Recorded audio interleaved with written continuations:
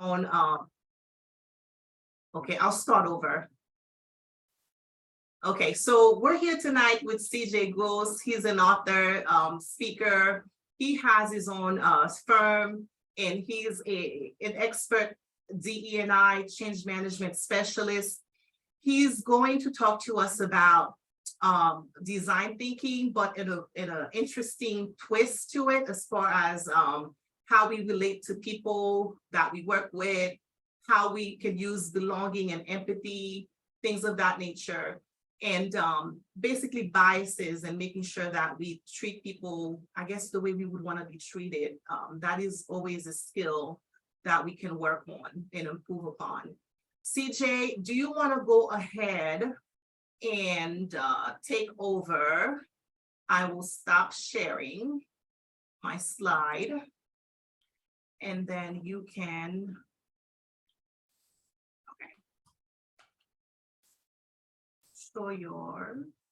I see it. All right, can you see it now? Yep. All right, awesome. We can see your notes though, your presentation notes. I don't know if you want that. No, let me see. Wonder why that does that. So now, can you see? No, perfect now, yep. That's interesting, it goes on the other side. But anyway, all right, thank you so much for that wonderful introduction. Florence, thank you so much for having me, Ingrid. I am excited to talk about this topic, right? Because I think, as you do the work of project management, and when you think about design thinking, I would say in more left brain thinking activities, we don't necessarily consider how that right brain component will help you or help us do our work better, come up with better products, come up with better timelines, getting things done in a better way. And at the end of the day, be more inclusive, right? So that's what we're here to talk about. So before we go any further, I want to encourage people, as Florence already did, was to come on camera if you're there. The only requirement is that you have a top one. We don't care if you don't have a bottom one, just have a top. That's my only requirement. Let me come back for one moment. I'm going to go through this presentation. If you have questions, you can put it in the chat. I'll leave about 10 minutes at the end so you can ask questions. But as I go through this, I want you to consider the Pareto principle, which is 80% of the outcome comes from 20% of your effort, right? So if you think about everything you're going to hear tonight, you're not going to be able to apply it all. So I want you to look for the low-hanging fruit, the core things, the one thing that creates the greatest impact in the work that you do as a project management professional. So that doesn't mean don't listen to anything else I say, but 20%. But what I am saying is that when you hear things, what are the core 20% pieces of information that I'm going to share tonight that will create the greatest impact in your work environment and your workflow? Okay. So what we're going to talk about tonight is the impact of design thinking, right? So what is the purpose of design thinking? I think you know that already. We're just going to touch on it. Then we're going to go into empathy, belonging, and project management, right? Some people might say, oh, how does that go together? But obviously in the triangle, it's a part of it, but I'm not sure how much it's talked about. And we'll talk about actualizing it. The next piece is uncovering hidden biases in project management, right? Hidden biases are everywhere, right? As a consultant, speaker, international, as Florence said, I'm known as an expert in this work, and I still have bias, and I have to wrestle with those, right? So I'm going to give you some strategies to bake that into your processes. And at the end of the day, I'm going to give you a concept, share a concept with you called bridging and bonding, which will help unlock a little bit more creativity, a relationship building, because at the end of the day, this is what creates better, projects, better products, better team building, leadership, and all those other components, right? So, what is the impact of design thinking? So we'll just take a look at design thinking. So the first step is empathy, right? So how do you empathize for, and the way I see it, I should say the way I see it. Let me back up just one, right? So my background is actually engineering. I was a mechanical designer for General Electric. And so I always tell people I have a black belt, Six Sigma, and I know karate. So, so those are two things, right? So when I talk about this, I'm going to talk about this concept from both hemispheres of our brain, right? And I'll get into that momentarily. So as we go through this, I'm going to pick out things that will be relevant in different aspects, right? So the empathize, which is the most important part of this process, which is to empathize with not just the people you're working with, but in engineering, you know, one of the problems that we had, I was MEP, if you're familiar, is mechanical, plumbing, electrical. One of the problems we had was we didn't like architects, right? I mean, we had I mean, if you're an architect online, if you're married to one or something, or you're in, you know, it's not personal. It's just that that's how culture is, right? It drives the way we think and we believe. And we believe that architects were our arch enemies. And they were the reason that that projects didn't get done on time, right? Because we use CAD, and when they send the drawings over, they weren't correct. And sometimes it was our fault. We didn't cut the right layers on, but that's water under the bridge. The point is that because we had such a conflict with the architects, and we would be in these power struggles, you know, things would take longer. There would be passive aggressive communication. You know, they would send emails and people would say, oh, it got lost, and they put it in a spam folder. Like all these things would happen. And so, yes, it's about empathizing with your colleagues to develop products and services and work on projects. But more importantly, it's about empathizing, in our case, with the end user of the product, right? So if we're developing HVAC systems, so the architect is sometimes was our customer. Sometimes the owner of the building was the customer. At other times, it was the person in the office that would go and click I don't know if this has ever happened to you before, you go and click the thermostat up and someone else is freezing and you're burning up, right? Having that person at the table and empathizing with that person's experiences makes a world of difference to the product that we design, right? And so, and then go a little bit deeper. What about the person who gets the phone call that says something is wrong with this unit? And that might be the field engineer or the building engineer or the you know. So we think about all these different people. Oh, I should say, we should think about all these different people when we're developing a product or service. But guess what? We don't. And I'm going to talk a little bit later about why we don't, because of the way we kind of think about things, right? So if we miss it on this first part of empathy, then when we get to the define phase and we're really trying to define the project and what we're working on, then we have a problem because we haven't had the right people around the table to empathize with their challenges or even hear them. And then we get to when we ideate, you know, it's the same thing. I was working with a company that did design work, and a guy said something to me, it was brilliant. He's a designer. He said, you know, when we want to create something new, you know, we design, I think he was like designing silverware and cups and stuff. So we don't go to another designer who designs cups. We go to a shoe designer. It's like, what? Why? It's like, because the shoe designer won't see the cup. They'll see a shoe and see from a different perspective to create new products and services. And I'm like, oh, that's brilliant, right? So ideating and minimizing that impact of the bias or the background that we have for the work that we do, right? And sometimes working with people who are on the opposite side of the work that you do is necessary to bring them in on the front end. So then obviously prototyping and testing, right? But let's go back to empathizing, right? So let me finish this story. So we're arguing with architects. We're saying it's their fault. They're saying it's our fault. We're all about the mechanics, right? How do things work? Architects are not all about, but in this story, all about the aesthetics, how they look. So if you can imagine walking into a building and you've seen aesthetics, and you're like, oh, that's really cool, that's nice, but it doesn't work well. Or the opposite, something works really well, but it is not nice looking. So our company hired a guy named Joel, who was an architect, right? And we treated him horrible. We said, hey, you want to go to the restroom? You want to use the restroom? The restroom is on the 15th floor. Like there's no 15th floor, right? We did all types of things because remember, he was our arch enemy. And it wasn't until we started including him on the projects, and one of the project managers did not an investigation, but an audit to see if his presence on the front end of a project would actually reduce the time frame and cause change the roadblocks. And it did by 38%. So on average, when Joel was at the table to talk and speak from a different perspective, our projects got done 38% quicker. And not only in terms of time, but also less roadblocks and stress, and not to mention money, less change orders, if you're familiar with that. So that's what we're going to talk about in this phase today, is that first part, the first phase of design thinking, right? So now, what does empathy and belonging have to do with project management? I'm going to say it has a lot to do with project management.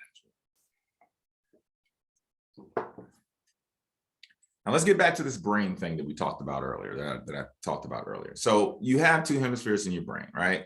So you have the right brain, you have the left brain. You have the left brain, which is a part that allows you to do mathematics, science, language.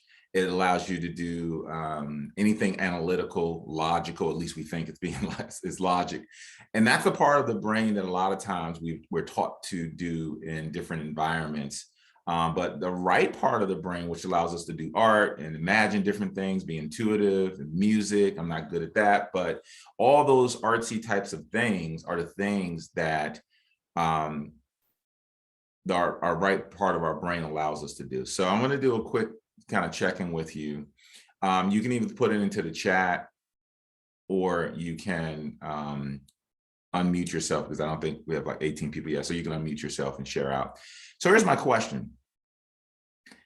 In your current role as a project manager, and let's think about school that you've gone to, and in the corporate environment, no matter what environment, there's nonprofit, corporate, what part of the brain do you think that you use the most and what you've been taught to use the most, right? So you can type it in, or you can unmute yourself. What part of the brain have you been taught to use the most, definitely in school and in corporate environment? All right, let's see what we got here. Left, someone says right. Okay, left. A lot of lefts here and two rights. Awesome for the rights, that's great. So something here said both. Awesome, I need to find out where you went to school then. Because that, for the most part, this looks like about 80% of people are saying that we've been taught to use the left side of our brain in school, as well as the left side of our brain in corporate America. And you are absolutely right in general, right? There's definitely companies, organizations that will focus on right brain thinking, but the bulk of what we pursue and what we develop is in that left hemisphere. And so when you think about it, it really is kind of interesting that I'm going to go and correct me if I'm wrong. I meant to check in with you. I think the PMI triangle just changed. Is that correct? Yes, it did. Well, earlier this year. Yep, it did. Okay, because I didn't want to have it on the wrong one up there. Yep, that's the right one. The wrong triangle. That's not even the right triangle. Okay, so when you look at this triangle, you have three components here, right? And so I'm just give you the mathematical equation, at least my mathematical equation. 66.6% of this is left brain activities. 66.6% is left brain activities, right? However, 33.3% is right brain activity, right? And so the left brain activity, and I think business acumen, although the way it's described on the website, it's very businessy. It's about processes. It's about organization and looking at how you develop processes and all those things, right? But to me, business acumen is also leadership and all that. So I think the new model is put it all into the power skills, which is great. So the way of working is also left brain, right? Now, nothing wrong with that. I just wanted to kind of start to have you organize this information that I'm about to share with you and talk a little bit about why it's hard to mitigate some of our biases or not empathize with different groups. And this can be based off of, work groups. We have silos. This can be based off of people who are different than us, have different accents, live in different parts of the, it could be in different parts of the country, different parts of the world. Whatever it is, there's something that's happening in our brain that is hard for us to naturally include or empathize with certain groups, right? And it shows in the work that we do and how innovative we are, right? So we already talked about that most of the work that we do in the workplace and most of what we've been taught is the left brain. And we just looked on the triangle and saw that 66.6% of the model is based on the left brain. Now, here's the thing. Most of our technical people are left brain people. That's what allows them to do their job well. I think like 78% of engineers are introverted, right? Now, that doesn't mean that, I won't go into the Myers-Briggs here, but it doesn't mean that you can't have that other side of you. But I'm telling you, in the firms that I've worked in, there were mostly left brain, not only left brainers, left brain talk, left brain action, left brain everything. And so here's the challenge. When you're operating in left brain most of the time that you're engaged with people, because of the work that you do, it's hard to empathize. It's hard to create that environment of belonging and empathy for other people because you're in action mode. You're literally engaged in a part of your brain that is the opposite of the part of the brain that allows you to connect to people. And so what this means is, if you're like me, I'm a left brainer at times and I'm a right brainer other times. But when I'm on my left brain, dealing with the other part of my brain sometimes seems like chaos, right? Like doing what they call squishy stuff, the feely, touchy, the let's talk about emotions and let's hold hands and saying kumbaya. That, when I'm trying to get things done, I'm like, I don't want to do that. And so this becomes the challenge of empathizing with someone, right? So if I'm developing a community project and it's a bridge, right? This actually happened, right? We needed a new bridge for the kids to walk over this little small creek in the neighborhood. And part of me was like, left braining all day long. Was just like, hey, when I went to school, we had to walk over creeks and our shoes were wet. And why does that really matter? Kind of that hard-nosed kind of thinking. It's hard to empathize when you are in that part of your brain and you're seeking from your background and your past, right? So the goal here is really my question to you, and I want you to start thinking about this. How do we create balance in order to fulfill the three sides of the triangle, right? And considering most of us are operating in our logic, the workplace focuses on that, and our education is focused on that. So let's first define what we're talking about when we really talk about these concepts. So let's first define belonging.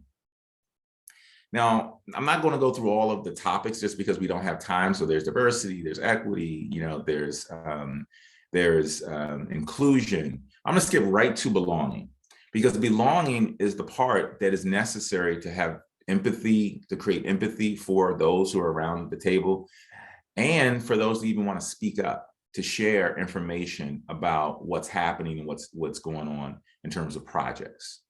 And so when you think about belonging is basically being accepted. It's being a part of something. It's being understood, and the goal is to understand others, right? And it's also, at the end of the day, it's bringing your full self to work. I mean, and I do mean your professional full self, but it's still your full self to work. And so I'm going to share a couple of stories as I have time to go through and why this matters. I'll give you an example. We worked with a transportation company in Baltimore, Maryland, and there was a family-owned company. I can't remember how many people it was, but they were coming up on their 100-year anniversary. And so they had these huge cranes that would move natural materials out of the hulls of these I guess they're boats or freight boats. And every 18 months, 18 months, they would go down, they would break. And they were these big diesel engines. And when they would break, they'd cost $120,000 to fix. And so I'm doing this training, And we're working with about 12 assistant managers. So these aren't managers. These were assistant managers in training, right? So they weren't even fully assistant managers. And we did some activities and we said, hey, we want you to innovate. We want you to come up with new ideas that'll make this company better. And out of 12 people, nobody submitted an idea. No one said, hey, I got a great idea. And I was like, on average, people have been in the company from 7 years to 11 years, 7 to 11 years. So like, you have no ideas. What's going on here? So I did the best thing that I could, the next best thing that I could do, which was to offer them money. I know that they'll be interested in that. So when we offered them money, we got 2 ideas. One idea was brilliant. It was a $1,200 workaround, which was a sensor that attached to the motor that had a receiver back at headquarters that would pick up the signal, and they would know when this engine was vibrating at a higher level to know that it's going to need certain type of support and fixing and worked on. And I was like, that's amazing. And, everyone was excited. The VP came in, the president came in, like a big party. And I was like, oh, you're going to probably be promoted. I pulled him to the side and I said, how long have you been sitting on this idea? He says, oh, about 7 years. I'm sorry, 2 years. And I said, 2 years? You've been sitting on this for 2 years? Well, why didn't you say anything about it? You got a raise and it's a party. He says, because people like me and his company's organization, what I share information, it's not value.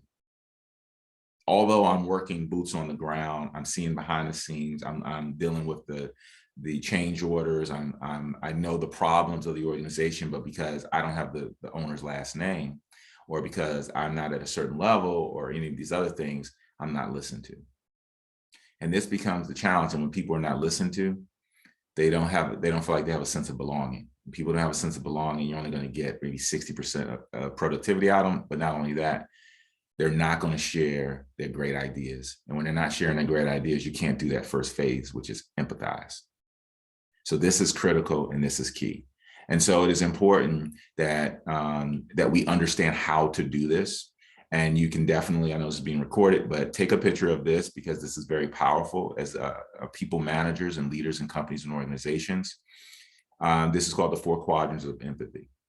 And this is necessary to truly empathize on the front end of the design thinking. And whether it's hiring new employees or talking to teams about how to get things done, empathizing is critical, but it's not necessarily taught in school and it's not necessarily focused on in the corporate environment. And so if you're familiar with Brene Brown, she talks quite a bit about this. This is not hers. This comes from Teresa Wiseman, who's a nursing scholar. She says, in order for us to fully empathize with people, we have to do these 4 things. We must understand, do perspective taking. Take the perspective of someone else, kind of walk in their shoes. I remember when I was learning about different cultures and different languages, people would say, when I'm speaking in English, and English is my second language, I have to translate. And then I have to translate back to communicate with you, and it's a little bit more challenging.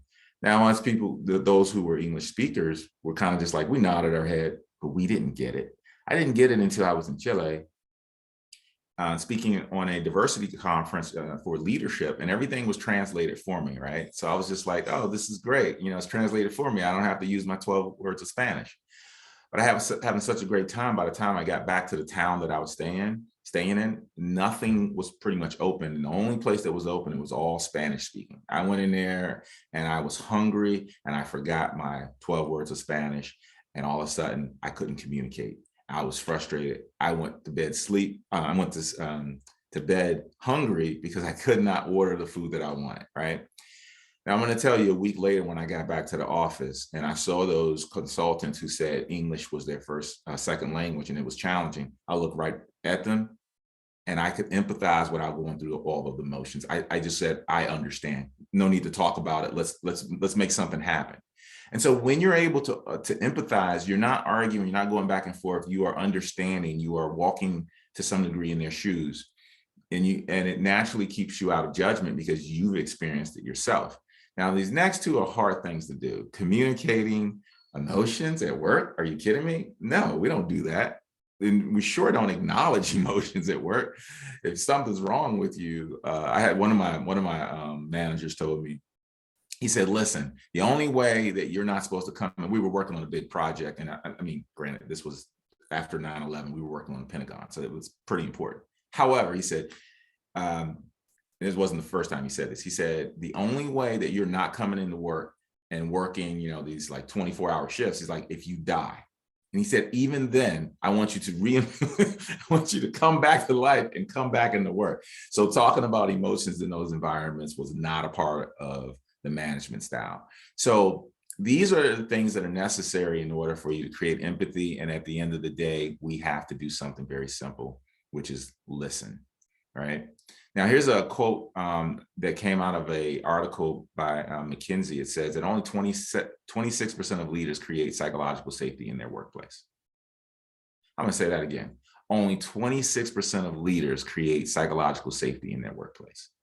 So let's go back to Joel. He didn't feel comfortable sharing because we didn't create psychological safety until we saw him produce. When you go back to the situation with the gentleman who came up with that idea, he didn't share out until he felt psychological safety, right? Many people will not share ideas and share feedback for things that could go wrong on the project. And it's for multiple reasons. It's because of lack of power, right? Which we'll talk about at the end. But at the end of the day, someone's not listening. Someone's not being quiet and leaning in and saying, hey, tell me what you think about this project. Help me understand what you see. It was like, oh, but I'm new to the project. I'm new to the company. I don't know that much about the product. Doesn't matter. I love to hear about, you know, what you have to say. So creating a culture where people are listening is critical to create empathy. And there are a couple of things that I'm going to share with you, activities that you can do, some strategies, because I think without giving strategies, then it's like, how do we actualize this, right? So there's something called the 3-second rule, right? And Malcolm Gladwell's book, Blank, he says in 3 seconds, people create a judgment about you, a story about you. So if that is true, then if you wait 3 seconds to communicate, if you wait 3 seconds to communicate, that slows your brain down and allows you to be more in your right side of your brain versus your left side of your brain. So that's 1, 2, 3. After 3 seconds, you stop talking and you're just looking at a person, it becomes weird. Okay, so make sure you talk after 3 seconds. So pausing for 3 seconds, taking 9 deep breaths. And that is based on some research. And they have research that says 6 breaths and 3 breaths, but I think I like the one that's 9, because what's happening is you're getting more oxygen to your brain, allows you to think more creative, again, switching from your left to your right, to the more creative. The other one is asking 3 questions. I can't remember which event this was, but we were at this event and we were going back and forth about how to set up the booth and just all these different things. And this person in my mind became the person on the other side, the other person in my brain. And what I had to do was ask 3 questions to switch my brain, or to what I call a bio-neural hack, the negative chemicals that were flowing out into going into fight, flight, or freeze. Because once I see that person as other, I can't empathize. If I can't empathize, I can't listen. If I can't listen, I'm not taking in all the great ideas, right? And so I asked that person, I think he had some nice shoes on. I said, oh, where'd you get those shoes from? Those are nice. Oh, I love watches. Oh, where'd you get that watch from? Oh, okay. What time did you get here? Whatever it was, 3 questions to trick my brain and to switch it over. The next one is delaying decisions for 24 hours, right? When we are hiring for big projects, when we're not sure about a candidate, we know biases at play. We even if we said we're going to tell everyone on Friday, we give ourselves over the weekend to make the decision. And then we can't make it, then we bring in someone who's more objective. So, right, empathize. How do we bring more people in who can empathize if we cannot empathize ourselves? And then the other thing is, you know, creating our last year programs and doing role switches. I did this with one of my mentees, not mentees, but interns. I said, okay, you be the boss and I'll be the intern. And I learned a lot that day, right? So those are some strategies you can use to actually apply what we've been talking about thus far. All right, let me pause for a moment. Take a sip of water. Because the next one I think is very interesting, because how do we know that we have biases in play when we're trying to empathize and we're looking at projects? I mean, come on, we all know we have that person who's our go-to person, right? When we give them work to do, they get it done. We get a dopamine shot. We're like, yeah, we know it's going to get done. We cross it off the list before they even do it. And then you have those other people who you do not get a dopamine shot from, who makes your stomach hurt when you give them work and keeps you up at night because you're not sure if the work's going to get done. Before you board your plane, you're checking it. Did you do it? Did you do it? Did you do it? This is called bias in hidden sight, right? It's bias in the project management process, because in the project management process, you're always working with people, right? And when we're working in our left brain and we're not considering our right brain, we have people who we consider maybe not trustworthy, won't get the job done. But the problem is, it's not that they're always in that situation, it's that we create a story in our brains about them. And so what I'm going to share with you here is information from a book called Thinking Fast and Slow by Daniel Kahneman. Go check the book out, check the videos out. He basically says we have two systems in the brain. We have the fast brain. When we're in our fast brain, we are doing activities that we do on a normal basis, like brushing our teeth, typing in our password, picking the same person for projects, listening to the same people for their specific ideas, listening to the person who comes from that, that school that everyone knows. That's when we're in fast brain. And when we do that over and over again, our brain creates neural pathways that allows it to be easy, and the brain loves easy. It loves easy. So what we want to do is break that fast brain activity and move from our fast brain to our slow brain. The problem is our slow brain is slow, and who has all the time in the world to just sit back, because we got projects to run and we got timelines, deadlines that we have to get to. So what are some, again, those activities I talked to you earlier about? Those are things that help you pull from your fast brain to your slow brain. Now, fast brain, slow brain is different than left hemisphere, right hemisphere. Hopefully that didn't confuse you. The point is that how do you slow down when you're creating when you're developing your project, when you're looking at your timelines, when you're looking at your Gantt charts and all those other things that go into this process, right? When it's something that you've done over and over and over again, bias is there to keep you safe, because it wants you to do the project fast, but it also is excluding people, excluding ideas, and it's hampering your ability to innovate. And the reason why that's happening is because every single moment your brain is exposed to 11 million pieces of information at any one given time. Like right now, you're probably listening to this. It's like, oh, this is interesting. But you're also, what am I going to have for dinner, right? Oh, did I take the dog out? Did I let the kids out? Like your brain is trying to figure out all these other things. It's hot in here. It should cut the heat down. And your brain is doing this without your intentional awareness or control. And so your brain uses filters, perception, interpretation, preference, selective attention. And all of those things help you do your job well, but they also help you exclude things, sometimes people and opportunities and ideas. So now what happens is your brain only absorbs 40 to 50 pieces of information. But that's a problem, because you are only exposed or aware of 5 to 7 pieces of that information. You're only aware of 5 to 7 pieces of information. So when we say, let's innovate, our innovation is minimal because our brain is on cruise control to block those opportunities. And just like when you hire people who's going to run point for this project, who's going to do this, who's going to do that, when you start to identify people, your brain is already selecting who to listen to, who to pull ideas from, which ideas are better. Janet always has the best ideas. She went to the MIT. She did, we create a story, a narrative that is chemical. The narrative brings in the chemicals, the fight, flight, or freeze, to make it logical. So when we're operating in our left brain that we think is logical, it's not actually logical. We have just put it on that side, and we create stories that seem real to us for it to be a reality.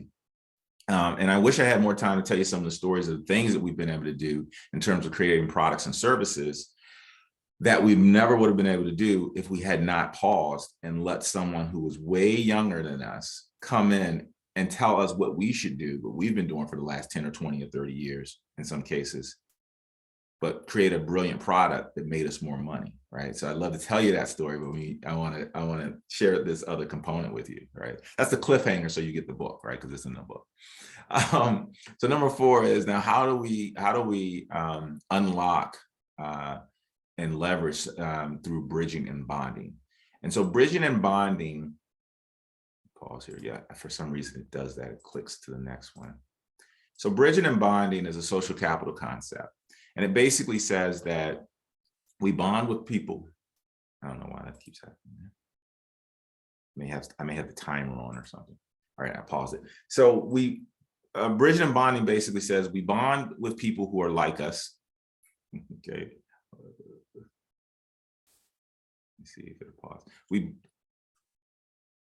not sure why that's happening there. Anyway.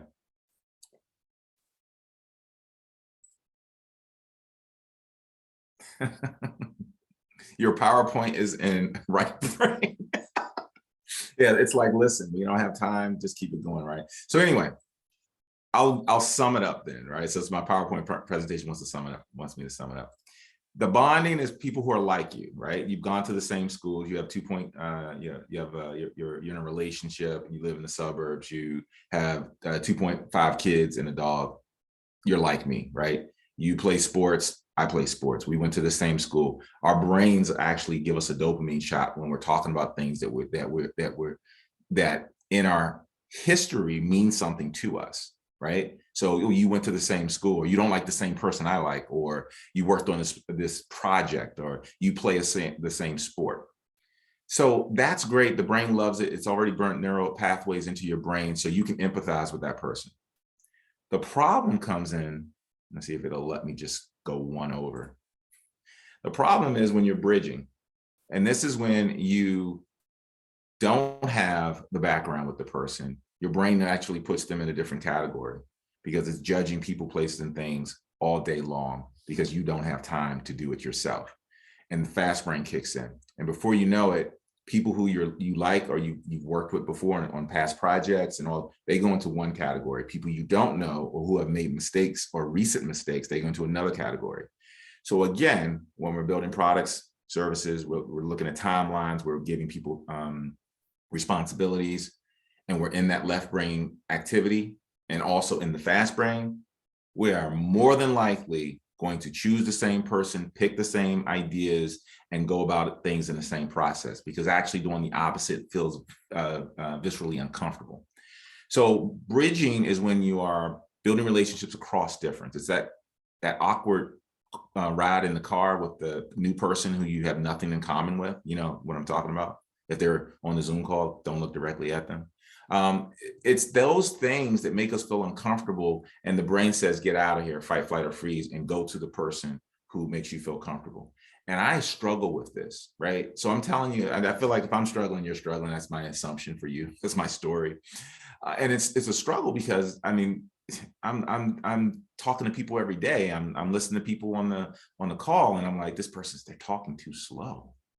And my partner's like, well, what does that have to do with anything? Well, if they're talking slow, they're going to work slow. He said, well, maybe they're introverted. Maybe they need more time to process. And I'm like, I don't have time. It's like, okay, let's slow down. That's a real story, by the way, right? And so we want to be aware of that. And what are some of the things that we can do to move from our in those areas and to do more bonding and turn bridging into bonding? Here are 3 basic activities that you can do. These are called bridge and bonding activities. We've implemented this actually in a school. Some of these activities, and I'll tell you how to operationalize it. So there's one coffee conversation activity. That means I worked for a consulting firm. I first saw it there. So when you come into the company for the first 90 days, you have to meet it was a 50-person company. You have to meet every single person in the office for coffee for 15 minutes.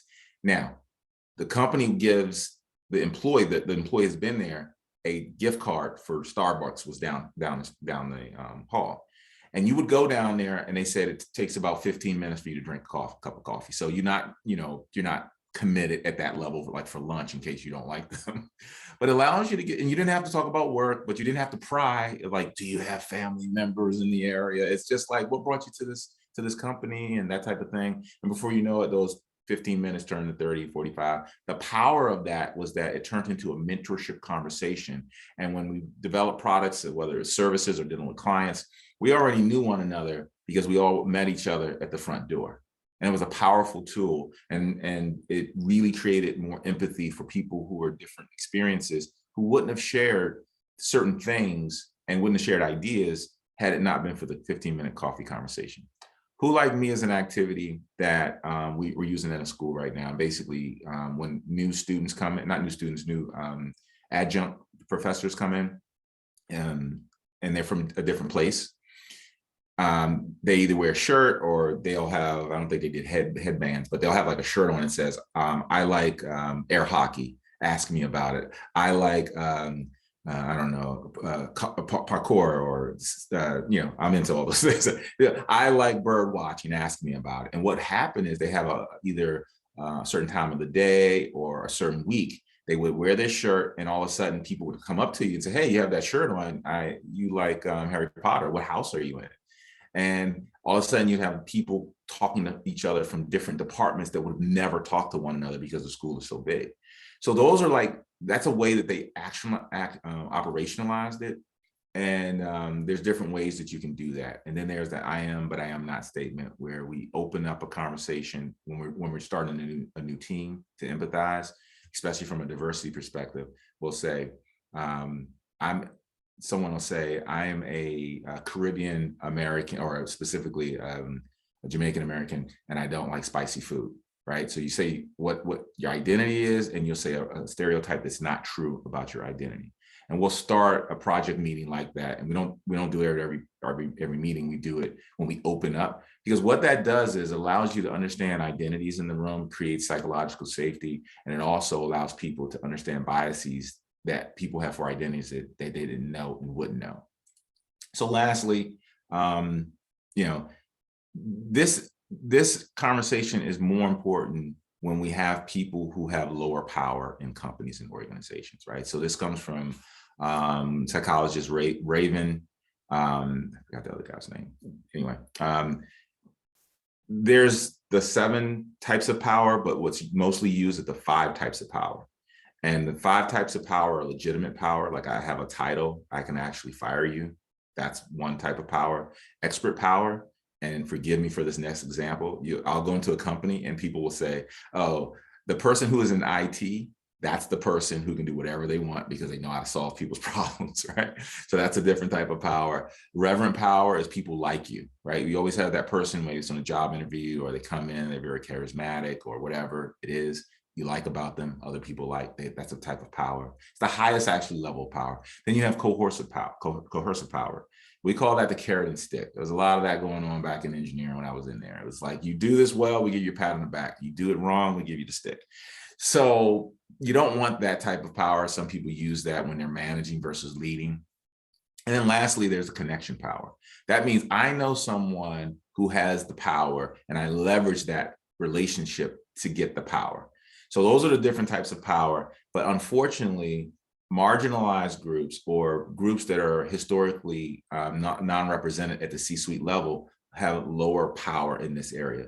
And these are the individuals we want to be more cognizant of. I mean, it's not walking into someone, I think you only have like one piece of power, or one of the 5 power, so I'm going to listen to you extra. That's not what I'm saying. I am saying have empathy for those who have less power than you and might be in different positions, whether it be title or identity or new to the company, or English is their second language, and have a specific way of being where we're moving from our left brain, getting things happening, into the right brain where we can listen more. So I love this quote here that says, and I'm sure you've heard this before, culture eats strategy for breakfast. And the reason why this is important is because you can have all the strategies you want. I'm sure you put a project together and you thought it was going to go one way and didn't go that way, or it could be the only one, I'm not sure. The point is that if we are going to create better projects, products and services, better policies, bring in new fresh ideas, have better processes, whether we're talking about process improvement, agile, design thinking, that first phase, the empathy part, creates everything flows from there. And that's what we really want to be cognizant of. And we want to bake it into our operations. I'm going to give you one last example and I'll take questions. If someone has you use Outlook. I've had people put the time that they're in fast brain, the most likely to be in fast brain, they'll color code it and put it into their Outlook calendar. So it'll be, don't talk to me, or I don't have an important meeting or decision before 9 o'clock and not too close to lunch because I have low glucose, or right before it's time to leave because I have to pick my kids up. And so you'll start to think about that, and then you'll start to build new neural pathways that allow you to operate from that perspective and that standpoint. So with that being said, let's see if there's any questions or comments or stories. I'm looking, I don't see anything. But as you were talking, I have a question, or I was more, you know how you said to ask 3 questions? Is that to let the other person get to know you or to get to know them? Like, who should be the focus? Well, the other person should always be the focus. Because at the end of the day, I'm sure you, Florence, have been in a situation where you might be new to the group, or whether you're the youngest or the only woman or whatever the other is. And when people lean over and say, "Oh, where are you from?" Oh, they start making conversation and bring you in. It makes you feel like you're a part of it. It makes you want to open up. Makes you want to, share more. So that first piece is curiosity. And in Deloitte's 6 traits of an inclusive leader, curiosity is number 1, right? So we have to have curiosity, because curiosity makes me interested in you. You ask me, where am I from? Oh, where are you from? Oh, just like we did that. Remember when we first started this call? Yeah. Yeah, and it built a relationship. Now we go way back.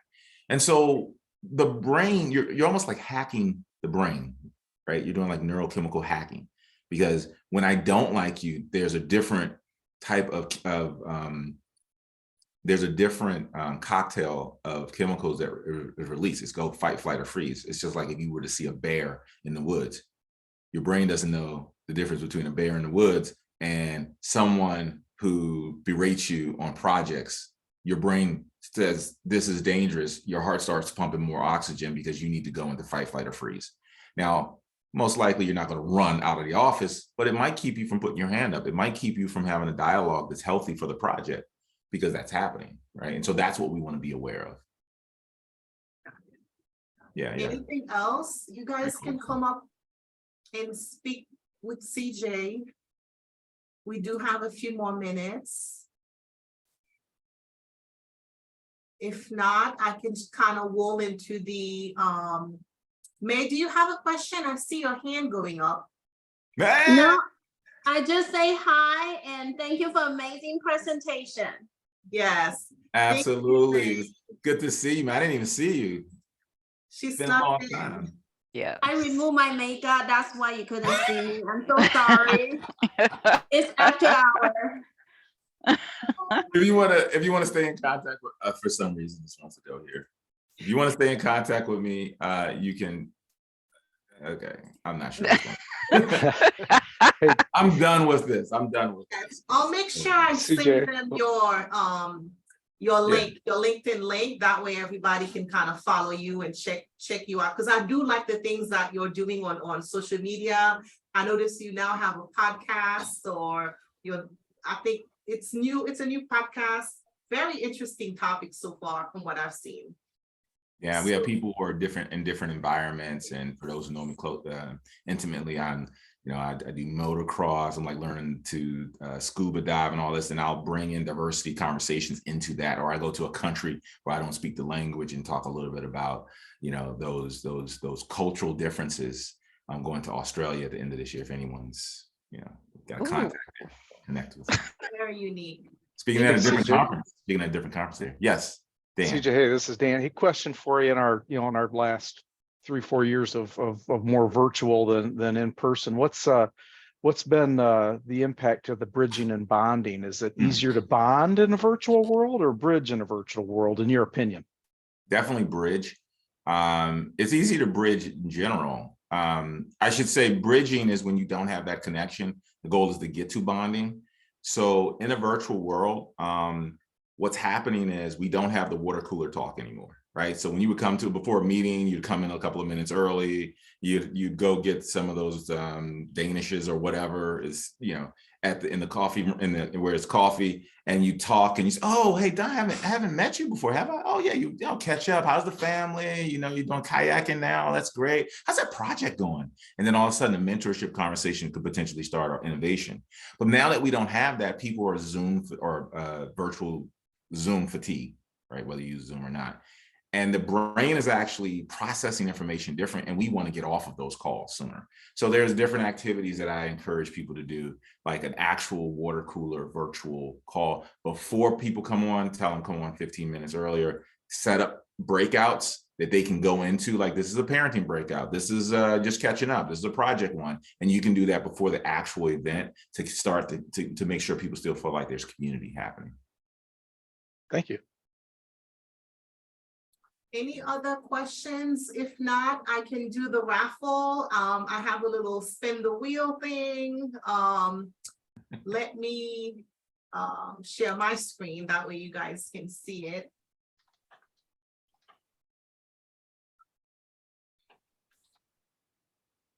It's my speaker wheel. That's the name. So it's all set. I just have to hit spin. We have just Isn't that gotten cool, so guys? fancy. Yes.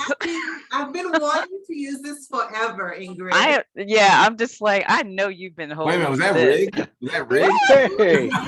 Hey, Yay, Dan.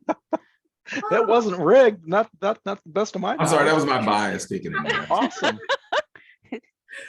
Okay. Thank you. Awesome. Let me remove Dan and then we go for a second person. Please send this to me. This is awesome. Yes, and it's free. So I have a positive bias for things that are free. Yes. Krista, I saw her online. I think she might have dropped off. So we have Dan and Krista, Ingrid. Okay. So we'll follow up with you guys via email and make sure you get either your Kindle, your option, or like a hardcover of CJ's book.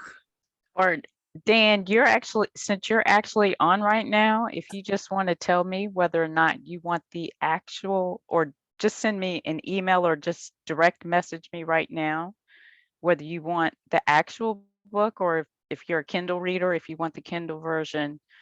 And I can go on ahead and get your name, address. Well, I got your name. I can get your address or whatever. Actual book. Okay. Well, then I need your address. You can give that to me. And as soon as I get off the phone, I will order that. Yep. All right. So we got Dan and Krista. And let's take a group photo, you guys. Come on camera so we can take a group pic. You all look lovely. I already know it. So come on. All you need is a top one. That's the only requirement. There's Yes, that. exactly. Hanging out on the lake. Anyone else? All right. I will hit the button. 1, 2, 3. Oh, I think Awesome. Thank you guys for coming. Please sign up for the next events. I'm gonna be on LinkedIn tomorrow night, 7 o'clock. And then the next event is on the 29th with Pam for Ask Me Anything. And then we have our Lunch and Learn on July 11th. Please sign up for these events because we want to see you all. And Meg, thank you for supporting us, and thank you for making sure Dallas members were able to attend. Do you have something to share before we go? Yes, just want to making sure everybody look at the July 13th. We're gonna talk about citizen development. We are not teaching you what, we're teaching you how. If you don't know what is citizen development, making sure you mark your calendar. Yeah. Even the senior advisor of PMI Global, senior advisor for CEO for PMI will attend. Oh, And wow. I've been emailing Nice. folks about the 713 event, so please read your emails, open them up. There's good stuff in these emails when I send them out. I promise. Exactly. And Any other also, questions? no, I don't have a question. Well, you guys have a great night. Hold on. Bye. Bye. Good to see you, May. Good to see you. I'm jump to another call right now. Bye. Bye. Bye. Thank you, CJ. Thank you, Dan. Thank you, Thank you, everyone. CJ.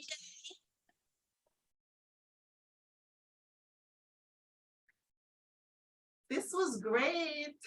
Yes, it was.